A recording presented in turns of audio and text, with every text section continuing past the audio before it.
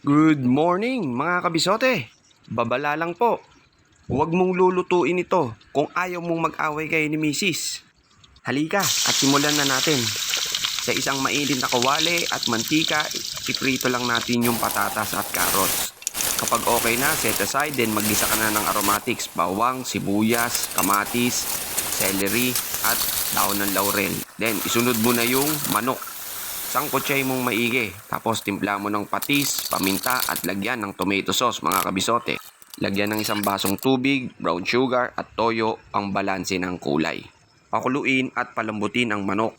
Kapag kumulo na, hinaan na ang apoy. I-reduce natin ang sabaw ng mga 2 to 3 minutes.